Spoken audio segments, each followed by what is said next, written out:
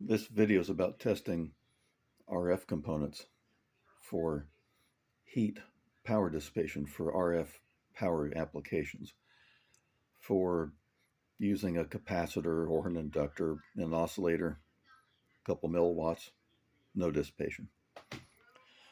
But I'm working on converting the microwave oven tube tester to an amplifier since it's the next thing to it. And I need a L network on the input to transform down to some resistance value. So I've calculated 680 some picofarad correction, about 560 picofarad shunt, and about 5 microhenry series. The capacitor is about 72 ohms, reactance to the inductor is about 117.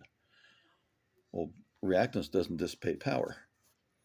Well, yes, but the ESR, equivalent series resistance, and the losses in these components do. Now here are the parts I've wound, 4.9 microhenry, oversized toroid. I'm using a slightly bigger one than that in the L network for my 40-meter antenna. It doesn't even get warm. But the main question is the capacitors. These are class 1 dielectric, 270 picofarad. And the question is, will they stand up to the 20-some watts, about 20 watts peak drive input on the amplifier?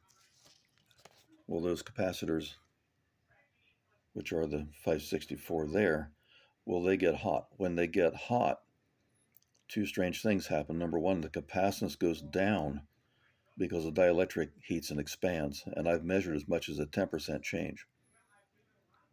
So if you're ever soldering capacitors, and I've gotten soldering heat in the capacitor and then want to check the value, need to let it cool down first. Give it a couple minutes to cool, because soldering heat will change the capacitance significantly. The inductor is basically the wire. I've used 20 gauge wire, should be way more than enough. Benefit of smaller gauge wire is that it tends to be a natural low pass filter.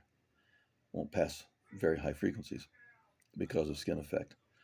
But I need to know, are those capacitors going to blow up? Are they going to be stable? Are they going to shift value?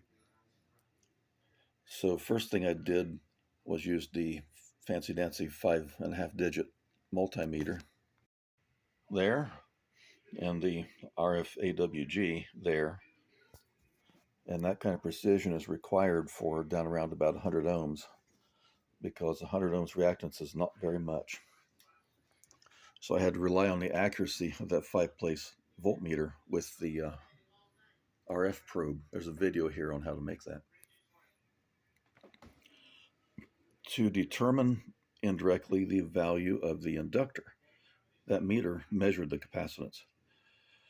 I don't have that accurate way to measure the inductor, so what I did was calculated the resonant frequency of those two components and then selected a test frequency on the Kenwood transmitter, 3.03 megahertz, which is where that network is resonant. Then drove about 25 watts into a dummy load, opened the ground side on the dummy load, and put that series circuit between the dummy load and ground. Now when the circuit is resonant, it disappears. So the fact that it's resonant and tuned and essentially disappears was proven by the fact that there was no reflected power indicated on the meter. So I just increased the transmit power to about 25 watts and covered my eyes first time I keyed it, just in case the capacitors wanted to explode. They didn't. Keyed about 10 seconds. No perceptible heat in the inductor. The heat in the inductor is most likely going to be in the core. That's why we use oversized cores with a low A sub L value. I think it was 11 for that core. That's a amidon. So more turns of wire, lower A sub L value, less core action, but still the core contains the fields mostly within the core. So that reduces the core heating. After about 30 seconds or so of transmitting about 25 watts on the meter, the capacitors were slightly warm. And what happened is that the wattmeter reading began to change, and I'll show you what happens here. As I key it down here, watch it will stabilize.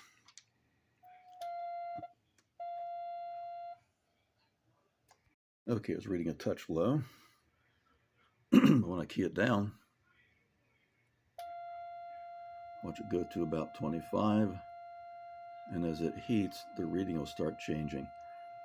That's because the resonant frequency, see it dropping a little bit. The resonant frequency of that network is changing because the capacitor is beginning to heat just a little bit. So that is considerably longer than this will ever see. In other words, considerably more steady state power than the input of this amplifier will ever see. And when I touch that, the capacitor, just barely warm, maybe 5 degrees, but a noticeable change in tuning. So I'm not sure if I covered this in the video here or not, but we'll go over it again. Capacitor heating is a function of tan D, dissipation factor, or loss tangent. That's arctan D, actually. If it's a 1% loss tangent, and there are basically two classes of capacitor, there's class 1 and class 2 dielectrics. Class 1 are lower dissipation for RF. Class 2 are mainly for low frequency operation. But I'm getting into values here and off-the-shelf capacitors, which tend to be class 2, so I got to be careful because they can tend to get hotter. Because good RF capacitors are hard to come by. But 1% is 0.01. That's multiplied by the reactance of the capacitor, which is about 72 ohms. That gives a loss resistance of about 0.72 ohms. And by power, since that's a resistive loss, I squared R comes out to 250 milliwatts total. Now that's 125 milliwatts for each capacitor. So for relatively short key down periods like we must do for testing and tuning, we don't want to key down for much more than a few seconds at a time. Those capacitors will be just fine. So there is how to test these in a real situation before actually building the circuit, finding out that something doesn't work in it, and then having to redesign, rebuild, maybe change some mechanical things and wasting a bunch of time. So that's how to check for component dissipation with real RF power.